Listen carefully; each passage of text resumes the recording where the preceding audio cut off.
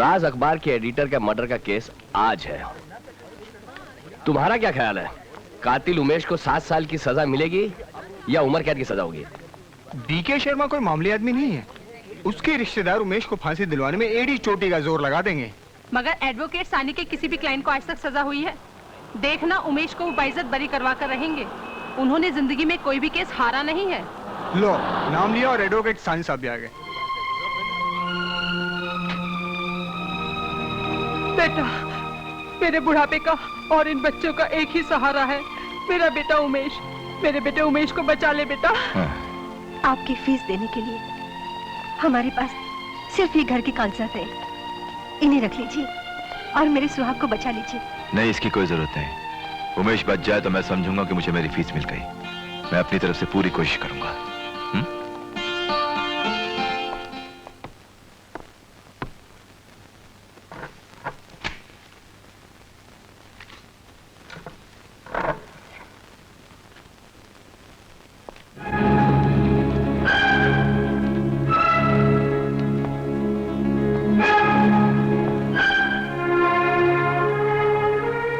कार्रवाई शुरू की जाए।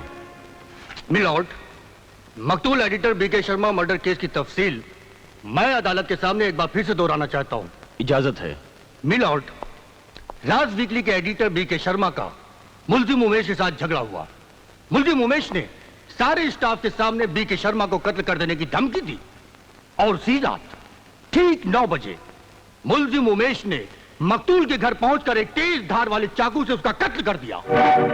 इससे पहले कि मुल्जिम मौकाए वारदात से फरार हो, पुलिस ने मौकाए वारदात पे पहुंचकर उसे गिरफ्तार कर लिया। That's all milord. Your witness. Milord,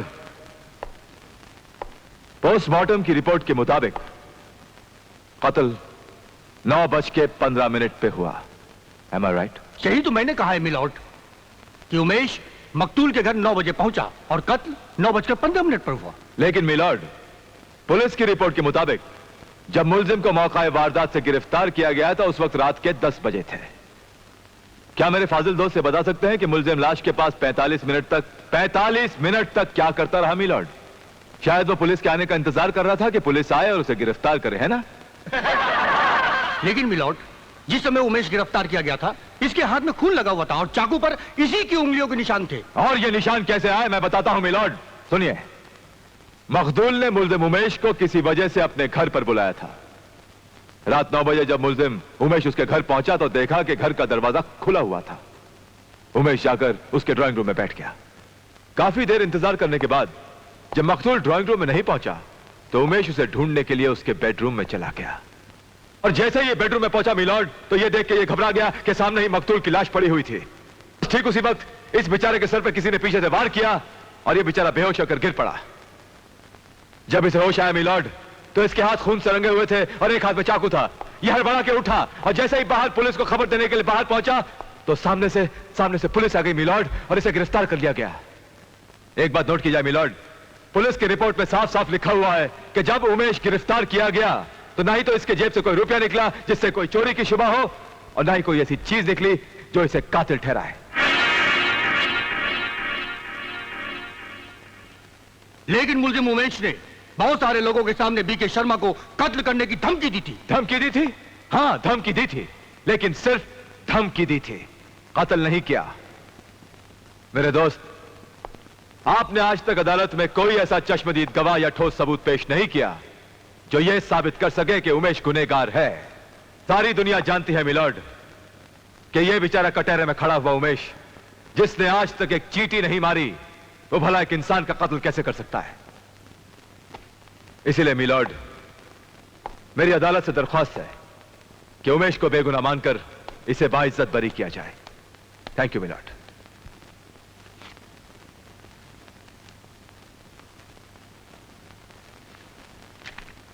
milord, मुझे अभी अभी खबर मिली है कि इस केस का एक चश्मदीद गवाह यहां मौजूद है। मैं उसे अदालत में पेश करने की इजाजत चाहता हूं। आपको पूरी इजाजत है।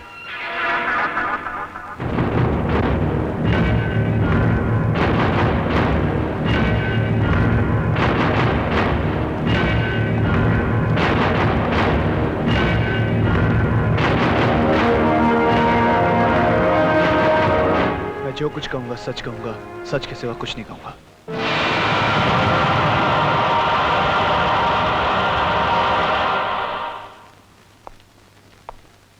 तुम्हारा नाम? जी जय कुमार। इन्हें पहचानते हो तुम? जी हाँ, मैंने इन्हें देखा है। कब और कहां? जी 28 जुलाई की रात को एडिटर बीके शर्मा के घर। उस वक्त तुम कहां थे? इत्तेफाक की बात है कि मैं अपने बालकनी में खड़ा था, जो बिल्कुल एडिटर बीके शर्मा के बंगले के सामने है। मैंने देखा इन दोनों के बीच आपस में वार्तालाप चल रही थी। बातों ही बातों में इनका झगड़ा शुरू हुआ और फिर हाथापाई। थोड़ी देर में इस आदमी ने अपनी जेब से चाकू निकालकर एडिटर का खून कर दिया। Your witness please. तो ये कत्ल आपकी नजर के सामने हुआ है? जी हाँ।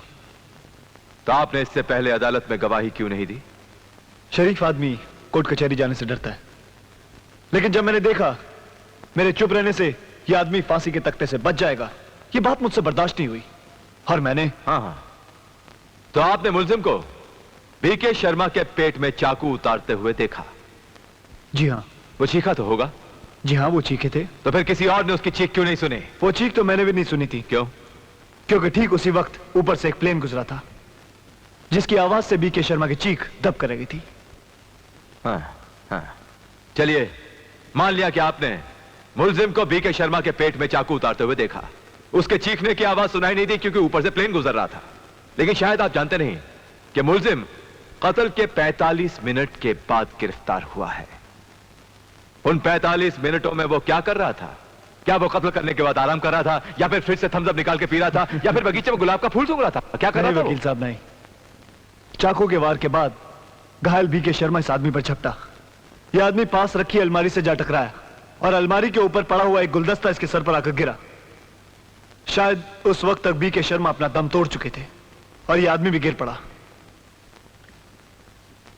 तो फिर आपने क्या किया? पहले तो मैं घबरा सा गया, फिर समझ में नहीं आया मैं क्या करूं। लेकिन फिर ख्याल आया मुझे पुलिस को सब कुछ बता देना चाहिए। मैं दौड़ कर गया पब्लिक फोन के वहां जाके पुलिस को फोन किया और वहां सब कुछ बता दिया, लेकिन अपना नाम नहीं बताया। और जब लौटा तो देखा यह मुजरिम दौड़ने की कोशिश कर रहा है, लेकिन तब तक पुलिस पहुंच चुकी थी।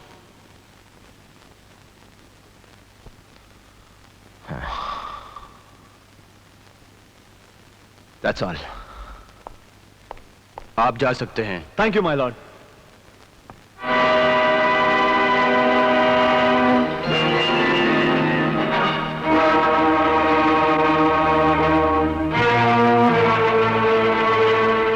सरकारी वकील की सारी दलीलों और जय कुमार की गवाही से अदालत इस नतीजे पर पहुंची है कि मुलजिम उमेश ने अपने होश और हवास के साथ एडिटर बीके शर्मा का कत्ल किया है। लिहाजा यह अदालत मुलजिम उमेश को कातिल मानते हुए दफा 302 के तहत सजाए मौत का हुक्म देती है, to be hang till death.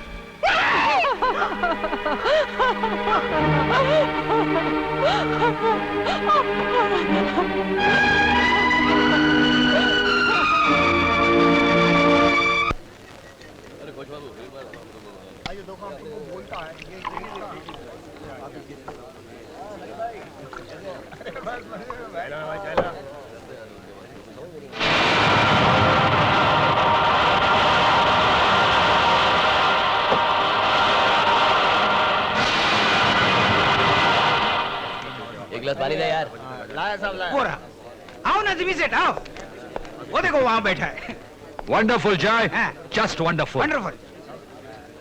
मैंने तुम्हें जैसा समझाया था उससे भी बढ़िया एक्टिंग की तुमने। तुम्हारी झूठी गवाही से फोटोग्राफर उमेश की जिंदगी का कनेक्शन कट गया। Lovely acting. एक्टिंग तो सॉलिड करेगा ना सेठ, उसी की तो खा रहे हैं और पी भी रहे हैं। मामो। मैंने जिमी सेठ को बोला कि जैसे सस्ता, सुंदर और टिकाऊ झूठ बोलने वाला कलाकार आखे मार्केट में नहीं मिलेगा। गुड। मेरे हाथ के नीचे काम किया है ना। Oh really? नहीं तो क्या झूठ बोल रहा हूँ क्या? I am sorry. लगता है आज से हमारा और तुम्हारा कनेक्शन फिट हो गया। Thank you. तुमने बहुत अच्छा काम किया। खाली तारीफ ही करोगे क्या सेठ? चल माल ढीला कर। हाँ, हम बिजी हैं, दूसरा केस का भी डिस्कशन करना है। खिस्सा खाली करोगे या नहीं? खिस्सा खाली? हैं? You mean money? मामो। ओके ओके सेठ, कोई भी कभी भी लफड़ा हो, रेप, मर्डर, चोरी, डाका, किसी की झूठी गवाही देनी हो तो इधर मामू से मिल लेना, कमीशन दे दूंगा। कमीशन नहीं, कनेक्शन। Connection connection. ए मेरी कमीशन देना देना देना।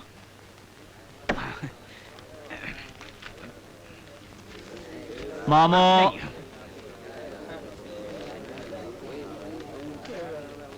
ये ले।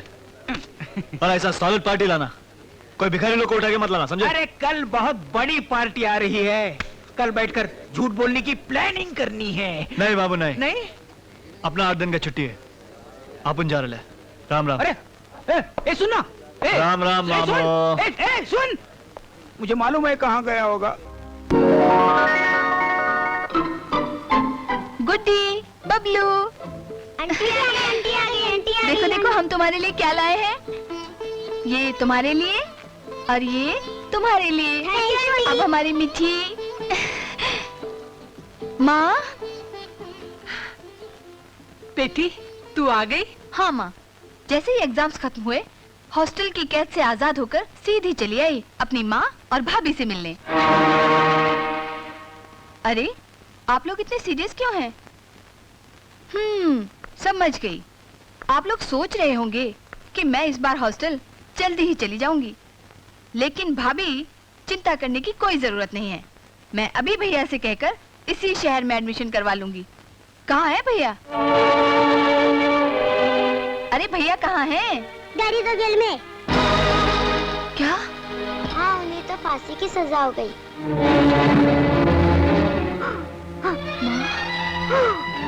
भाभी, ये मैं...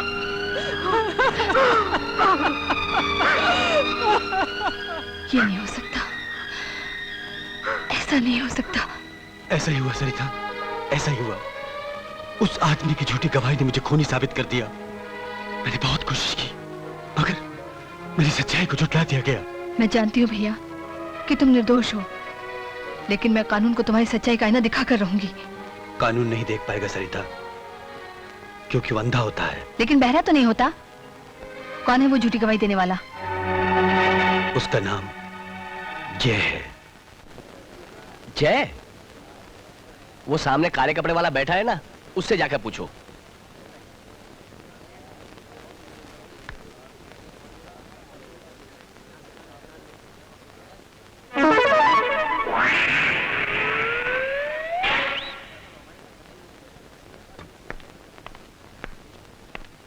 सुनिए। कौन है?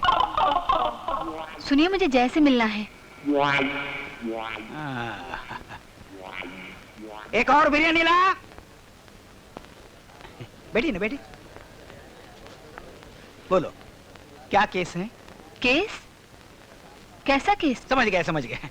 तो आप सब जय को बताना चाहती हैं, लेकिन जय तक पहुंचने से पहले आपको मामू को मिलना पड़ेगा। ये मामू कौन है? मामू कौन है? आप मामू को नहीं जानती?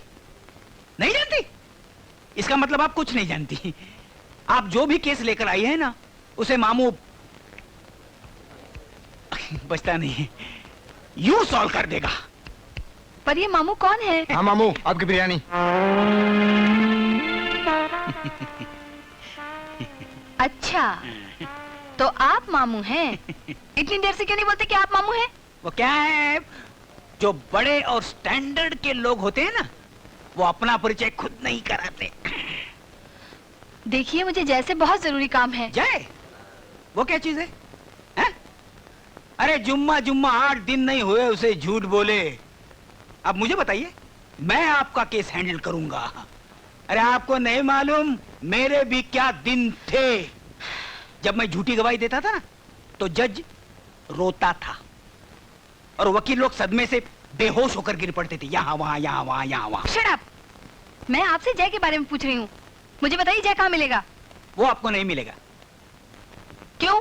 वो छुट्टी पर है। छुट्टी पर? हाँ, वो क्या है कि उसकी जेब है गरम, इसलिए वो ठंडी जगह पर गया है अपने छमिया को लेकर। बेशरम।